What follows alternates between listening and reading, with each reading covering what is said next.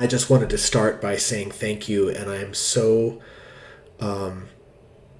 honored by your gift of doing this piece, and I cannot wait. I'll be there with you on Thursday and through the weekend, and I'm very much looking forward to seeing you all again, to hearing your amazing performance.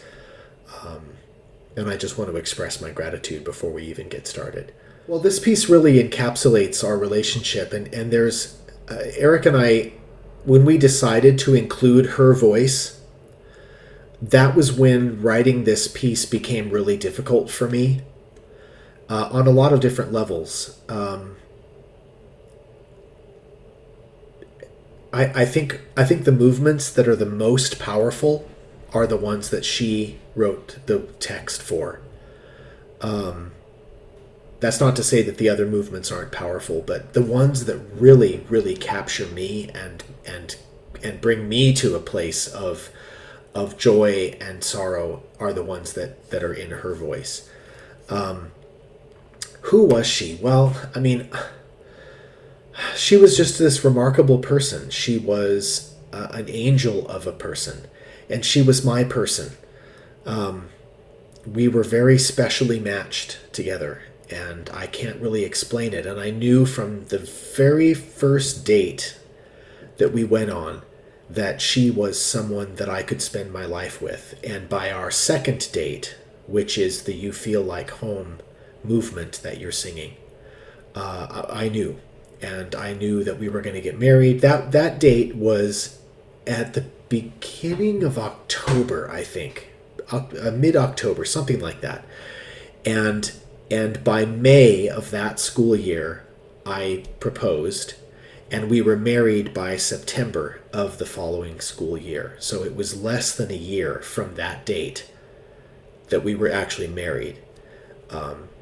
And it's because both of us just knew that we were the right person for each other. She was extraordinary. She was gentle. She was motherly. She wanted to be a mother so badly her whole life. She dreamed of being a mother, and she loved babies and everything about babies. She was studying to be a doula. Nothing would have given her more joy than to be present at the birth of all these babies and to help women through that process. Of course, her first diagnosis came while she was in labor with our first child.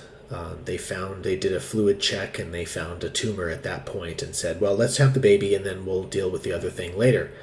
And so the joy of having her first child was ruined by having to have surgery right afterwards and chemo and not being able to breastfeed. And so there was this ache in her all the time to have a child. The movement that is the magnetic poetry, that movement she wrote at a time when we were desperately trying to conceive a child, and it had taken us a very, very long time. I think it was 6 years of trying before she finally got pregnant with our first child. And there's that egg ache she writes about. And that movement always gets me because I remember that time. I don't remember the magnetic poem itself. She must have written it without my knowledge, or I don't know, I just don't remember. But I remember the magnetic words on our fridge, and we would always sort of pass little jokes on to each other with those little words. But those poems, this one in particular, I found in her journals after Eric and I decided to include her writings. She was a Latin teacher at the high school that I worked at. We met at a faculty meeting, the only good faculty meeting I ever attended in 35 years of teaching. We would sit in faculty meetings, and we would write little notes to each other in Latin, or we would write using Greek letters, but in English, but using Greek letters.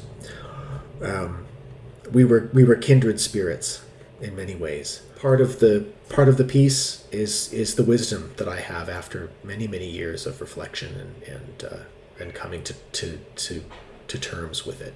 I needed to write this piece. I didn't know I needed to write it, but I did, and I'm very grateful to Eric for gently bringing me through the process and eliciting from me the things that the piece needed. I really wasn't I wasn't ready, but I became ready through the process of writing this piece, and it took a good 2 years to do it. So there were months of not being able to face it. I had a box of all of Julie's email updates that she had sent people, and I knew I had it. They were all there. The raw material was there, but I couldn't open that box, and I hadn't opened it in 10 years, 11 years. So going through her medical records and reading her journals and reading her email updates and things, that was very cathartic for me. And I think writing Sacred Veil was a profound experience of grief and catharsis and recovery for me. And I am the man I am today because of that experience. So my experience with the work, when I hear it, and again, this will happen again when I'm with you this weekend, I open my hands, I open my palms, and I just offer it up. I offer the performance in thanksgiving for the love that I had. Yes, it was painful, and there were some very dark moments. But it's the first half of the Sacred Veil that I just think is exquisitely beautiful. Because I was there, I know what those moments were. And so even though there's no text, Eric's music, there's just something about it that maybe because it's about me and because it's about Julie, that it's deeply, deeply personal to me. I view the whole thing as a gift to me and to Julie's memory, and it's just precious beyond words to me. There are people in the audience who need to have this catharsis. They need to have words put to their grief that they can't express. Eric and I have said many times on many different interviews that our culture does not grieve well. We just don't do death well.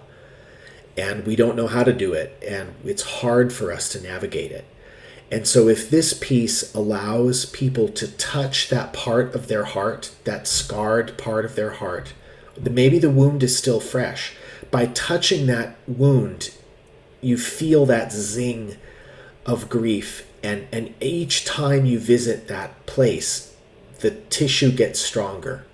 Writing the Sacred Veil was really the last official act of my marriage to Julie.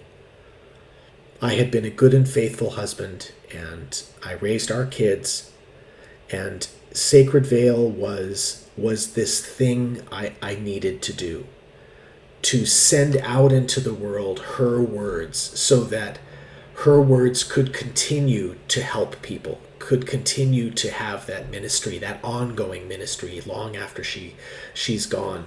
I think she would smile and approve of her words being used in this way, because they're drawing attention to women who are diagnosed and who are suffering from cancer, and also by association all of us who care for and grieve with people who are suffering from this disease, or from any terminal disease, or from any kind of loss. I really look forward to hearing it in your voices, and I look forward to hearing the orchestral, the way that Eric is going to express the music, the accompaniment, with a different set of instruments. I love you guys. Thank you so much, and I can't wait to see you all on Thursday.